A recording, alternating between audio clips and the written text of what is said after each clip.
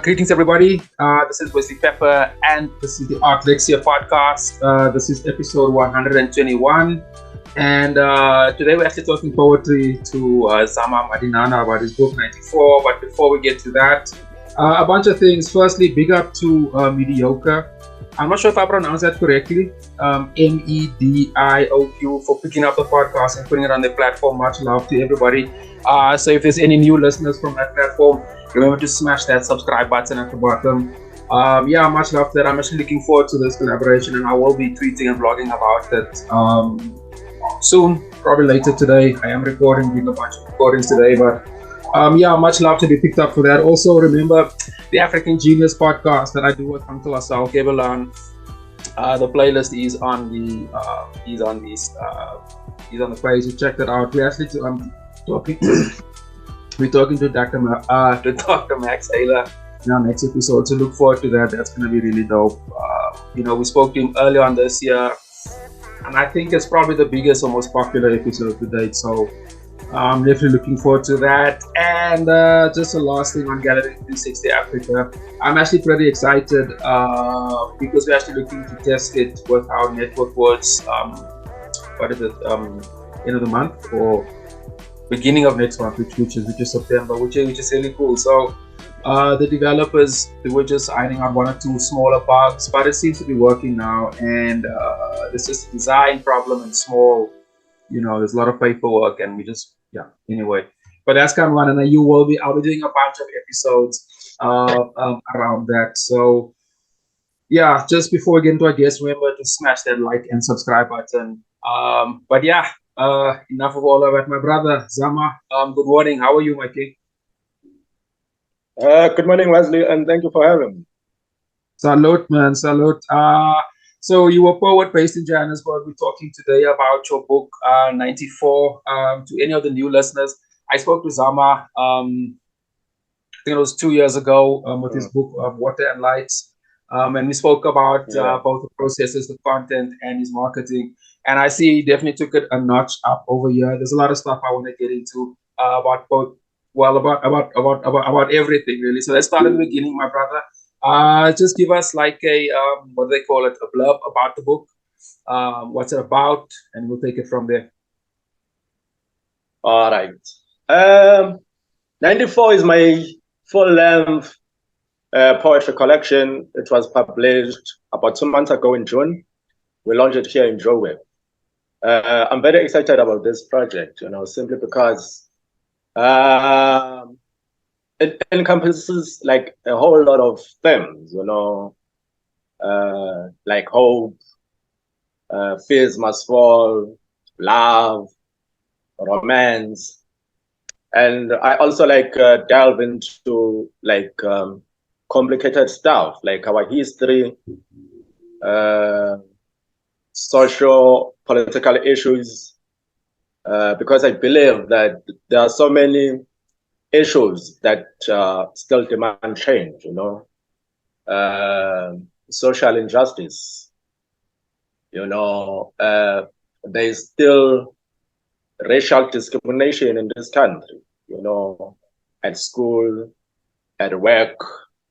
There's so much inequality. For instance, if you can check our townships, the quality of life hasn't improved much, even though it's been almost 30 years since we attained our freedom. There's political turmoil, we're led by corrupt leaders, and there's no accountability and transparency. So those are some of the issues that I address in this new collection of poetry. For sure. I think all that stuff you actually mentioned is actually nicely put. The title 94. It's very simple, but especially if you're based in South Africa, it's almost self-explanatory. And the cover. And as we jump into the cover, man, I know the artist Tokozane. It's a beautiful cover, man. Yeah. Tokozane did the cover. Mabusera. He's a dope artist, and he actually uses that character consistently. We also spoke to him some time back on this platform as well. Just explain to us that collaboration. How did that come about? Did you approach him? Did you approach you? And how did he conceptualize the image? Yeah, Thokozane is a good friend of mine, So we spend a lot of time together. Comes to my shows. I love his work. I like the fact that he uses this character to convey this thought-provoking political message, So I told him about 94, and then I was looking for someone who can help me with the artwork, since like we spent like a lot of time together, like just came up with this artwork, and I loved it, Yeah. So yeah, it just resonated with me and the issues that are in this book. For sure. For sure. I actually want to ask you a question based off that. But before I get there, let me just explain to you. So we're living in a visual age, right? So if you look at like a platform like Netflix, for example, the artworks actually sometimes sell the show. And people actually look to the message behind the artwork over there. I think anyway. The brain makes a few associations and that and that and that. Is that part of your marketing strategy to make your book a bit more visual, because you have a very strong online let me call it presence, and I want to get to that actually a bit later. But the visual side of it's part of the strategy in marketing. I'll say like marketing strategy. It wasn't, but I see because of this cover, like the response has been very, very positive, So I think like it also like contributed to, like to more sales, yeah. It does. It does. It does. I think it comes through pretty strong. And like I say, the visual side of it works. So even just any image. Do you have a copy of the book there so that so the listeners can see exactly what you're talking about? Yeah, there we go. Yeah. That's fine. That's fine. So. Yeah, I just want to say I think that comes through. I think it comes through pretty strong. Let's just jump into the actual we said the production or the publishing of the book. So is this book self-published? Are you self-published? Yeah, still self-published. Yes, it's self-published. Yes. Just explain to my listeners what's the reason behind that. Why not? There's so many publishing houses these days. Yeah. For me, like self-publishing works for me. Simply because like I retain my creative control as well as the ownership like to my work, but you need to consider like so many issues, right? For instance, quality matters, right? Yeah. So you need to make sure that your book is well written, it's well polished and well edited. The cover design and formatting needs to be on point. Yeah. So, and another challenge, like it's to get your work out there, like getting reviews, getting interviews, and getting your book to book festivals. But for me, it works. I've learned a lot from self-publishing. I've learned how to promote and sell my book, even though like it has like its own challenges, like distribution. It's also like one of the biggest challenges, and budget, because I want to do book tours around the country, so it becomes a challenge, like to extend like my voice to other parts of the country. Just a few things. I hear you on that point taken. Shit, man. I was gonna ask about distribution and all of that. But before I get there, like I know you've been working as a poet or being working as a poet, performing as a poet for years. So through that, you have a you have a network of people who follow you, and people in the industry. So in other words, like a little ecosystem that we all actually work Yeah, off. and I try like to stay like consistently like engaging with my people like on social Yeah, media, you know, just to keep yeah. that vibe That's going. Mm. so you're pretty much just working off that network, right?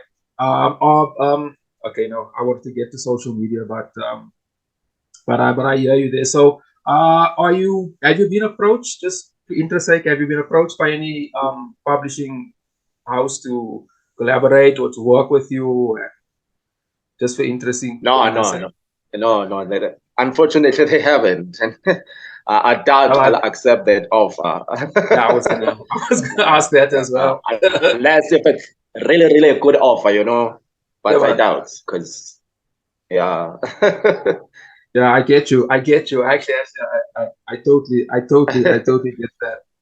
Were you saying about book tours and stuff? I mean, there's a bunch of festivals. I think, to my memory, okay, I'm thinking visual art, but there was one recently. Have you been featured in any? Or is that reserved only for authors who are represented by a certain publishing house? No, like I just got an invitation last week uh, with Poetry Africa that happens Yeah, like man. every yeah. Well, So firstly, yeah, congrats for I'm that. like, thank you so much, man. So yeah, I'm gonna be launching 94 at Poetry Africa October this year. Yeah, tell us a little bit about that, times, dates, etc. Uh, ish. The date I think is on the 4th, but I'm not sure. Like I need to confirm. I'm not sure. I'm not sure. But Uh, the festival I think runs from the 4th till the 10th of October.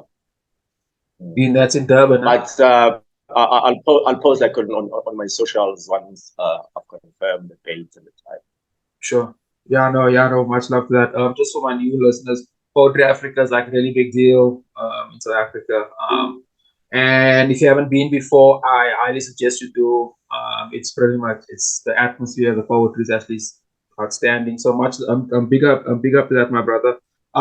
Just to talk Yeah, about distribution. How are you selling it? And if I must look back at Water and Lights, which was just after the pandemic, and the fact that 94 was published 2 years after that. So are you sort of riding the same wave? Are you using the same distribution model?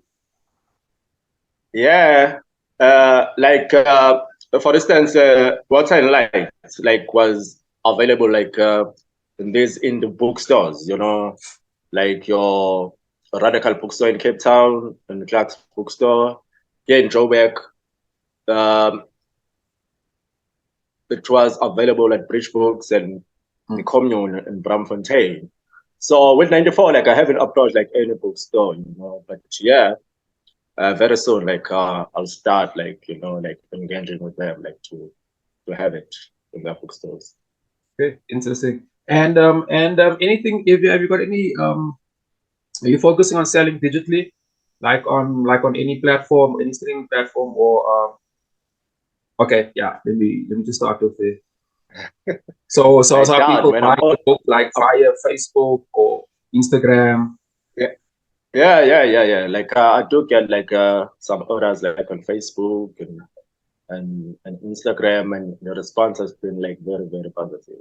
Yeah, Yeah, I mean, I read one of your posts, could be a few weeks ago, that you're close to selling out your first edition or your first print run.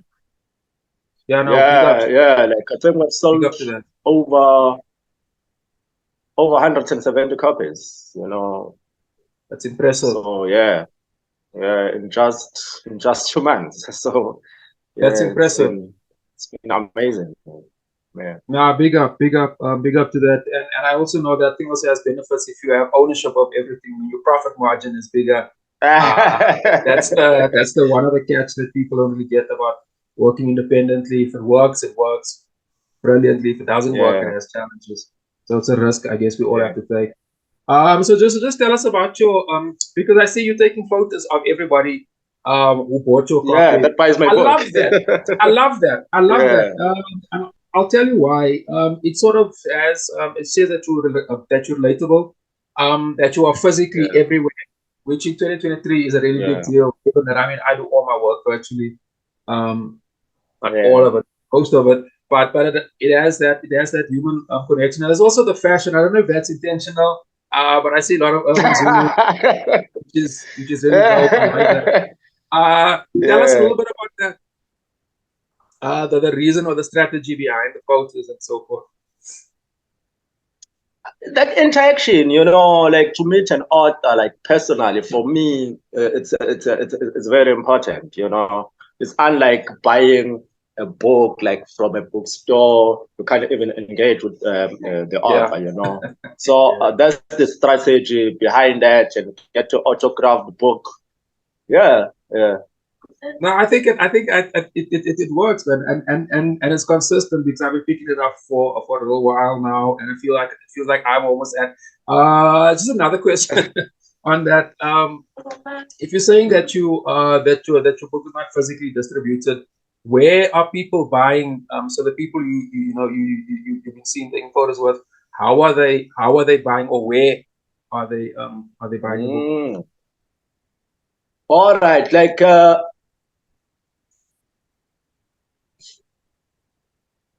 firstly, like we did like an amazing book launch. Like people showed up like in numbers. And that night, like we managed to sell over 50 books on that night alone. So yeah, after the launch, like I did like small shows around Maboneng and Medville, just to create a platform, for people like to buy my book. And I also like attend like poetry shows, and other art related events. So yeah, man, like I'm always available, like poetry shows and art exhibitions. Yeah. So no, it's it's even weird me saying this, but that's actually quite old school. It's very pre-pandemic. Everybody actually went. I fucking love it. I also saw you. I caught you on ENCA on one of their Friday morning features some time ago, a few months ago. That was fresh, man. That was fresh. I was very excited. Tell us a little bit about that. How was that? How did it go? No, I mean, I just got a call like from one of the producers, Okay. that they would like to interview me and have like a performance like Yeah, man. on the show. Yeah. Did you get was the response after the show in terms of sales and so forth? Did it was it an upsurge in that? Yeah, most definitely, man. Yeah, like the the reaction was positive. I'll say it was very positive. Yeah, Yeah, after the big up show. because I know that they've got phew, many people that watch that. I don't know the figures, but that show, and I've also been Yeah. following who they've been featuring. Yours was different. They usually do actors and fucking cooking shows and shit like that. You hardly get like performances. Yeah, Yeah. so I thought that was great. So yeah, like that's one of the marketing strategy that I use, like to get like more TV and newspaper interviews, Yeah, man. and bloggers. Yeah. Can you tell us like somewhere else where 94 has been featured? So if anybody, the listeners wanna, go search on whatever platform. Sorry, I Hello? didn't get that. Can you just Yeah. tell our listeners on what other media platforms has 94 been featured so they can go check it out? Oh, okay. There's this online newspaper. It's called Brickley Paper. So like they publish like few of the poems from '94, so they can go and check it out. Yeah. For sure. Just a quick question on the ENCA gig. Was that available? Can I find that on YouTube? that performance on YouTube? Yeah, or you can find something? it on YouTube. Yeah, on YouTube. Yeah, I think I'll search for that and try to add it to the description. I thought that yeah, was and really then I was sure. also featured. I was also featured on SABC in a show called Trends. So if you search me, you can also find my interview and my performance there as well. For sure, for sure. Uh, yeah, man, that's great, man. Clearly, there's been a lot of that you're making a lot of time for this, and I mean, it's evident, and being on so multiple platforms, I know works, and it will definitely boost these algorithms will pick it up, Yeah. and there's a technical thingy for it, but like that's massive, man. I want to ask about the actual about actual poetry. You are a performance poet. So Yeah. is a lot of the poetry performance poetry based, and is there also a strategy behind that? Because I know you perform with a lot of music. So yeah, tell us a little bit about that, about the performance element of the book. Oh, okay. I try to collaborate with a lot of musicians, Sure. most of the time, when I do my shows, I perform with a band, like a full band, like guitarist, percussionist, and celloist, Yeah. Like in most of my performances, when I'm rocking solo, there's this good friend of mine, Reggie, who plays cello. So we've done a couple of shows together, and the response has been amazing because he's also a brilliant musician, Yeah. or cello player. Yeah. When you were saying earlier on about the actual poetry that you was focusing a lot on social commentary. Is that or is that a real when we're marketing the poetry of the book? I mean, we are coming an election in South Africa. We got one next year. The title 94, really talking about the Yeah, election. Is that yeah. is that just an association I'm making, or is that intentional? No, it was not intentional, but it's only now that I think about it. That next year, it's gonna be 30 years, since Yeah, we attained this freedom. So I think it's gonna be very interesting, just to look back and reflect, and see if we've made any progress, since we attained our freedom. So I think next year, it's gonna create this dialogue, I think so. to engage. Mm. I've So I also think noticed. the timing, yeah, the timing was on point, maybe. Yeah. Maybe. I want to say I saw a hashtag uh Mm. also recently, as in maybe a few months recently, called Yeah. 2024 is our 94 or something like that. Pretty Yeah, much yeah, I saw you it. say, yeah. So that relates to your title, and or rather, the title fits in that narrative. Not to be, I don't want to push the political button. I saved that for the African Genius podcast. But I know, Yeah. things is hell. We've been having load shedding the whole year. It has completely disrupted my entire process. Yeah. Just on my side, and it's cost me. Load shedding And has been very expensive. it's been crippling our economy Yeah, so much, man. Because without power, man, it's hard to work. We've seen businesses shutting down, which is not good for our economy. So it yeah, I isn't. think the leadership they need to do something about it, before it gets worse. Yeah, I think it's pretty much it's as bad as it can get. As I said on my side, also just on this platform because I've been talking to people every week, day in and day out, and Mm. it's I've got a good sense it's affected everybody in the arts as well, visual arts that is. And Yeah. then just before that we had COVID, which had Mm. its own Mm. I guess came with its own baggage. Did you write about any of that while COVID? and what COVID did, or its legacy? It's actually like in my new because I'm writing this new chapbook, so Okay. there are poems that touch load shedding. You know, Okay. unfortunately, I don't have them now. Maybe I was gonna read like just one Yeah, I was gonna. piece for you.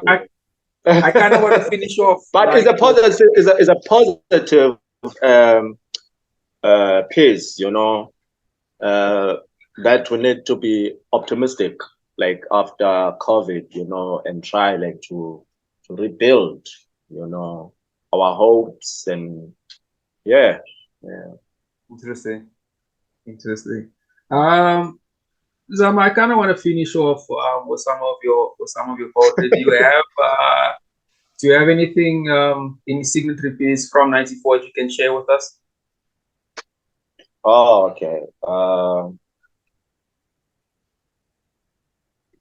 I've got a piece called uh, this one is called Buffalo Time. Buffalo Times, Buffalo Times, Buffalo Times. Pala Pala Times, Pala Pala Times, Pala Pala Times. It is the new dawn of social turmoil on the Azanian soil. Inkululeko yabelungu abasichamelayo. Even courtrooms cock on the face of justice, and the claws of apartheid breathe between the colors of the rainbow. It is the freedom of Penny Sparrow, Vicky Mombeck, and Ascaris. Even after 94, we are still landless Kafirs asking for a free education and a living wage. Yeah, that's it. So it's basically about what I was saying earlier on, that there's still racial discrimination in this country. There's no accountability. There's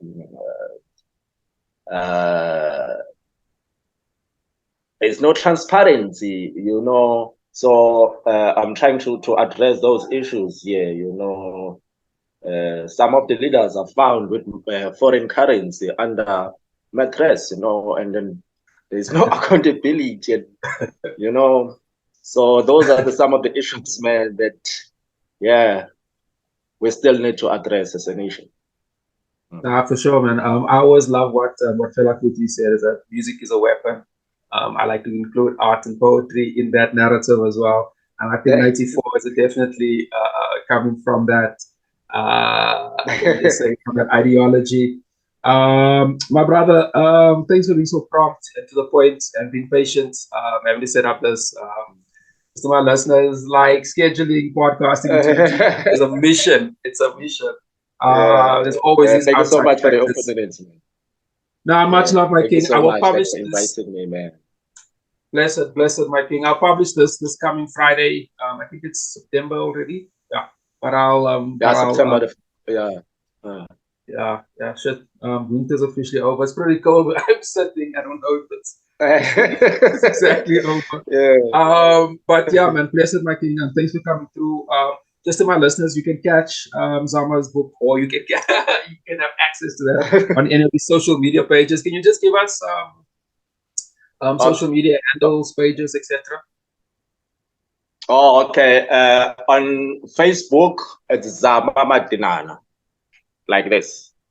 And then on Instagram is at Zama Madinana. It's one word. Yeah. And any other gigs coming up in September? I know you got Poetry Africa in October. Anything happening in September that the listeners can look out for? I'll just post it like on my socials, you know. Yeah, man. Yeah, because For sure. I'll post it like on socials. Yeah, but obviously there are a few gigs that are coming up. Yeah. Much love, and yeah, man. All the best for that. Definitely look out. I'll be keeping an eye open for the thing at Poetry Africa. I am following that as well. And to all my listeners, remember, like mediocre. am not sure how to pronounce it. I will pronounce it correctly, but it's with a Q.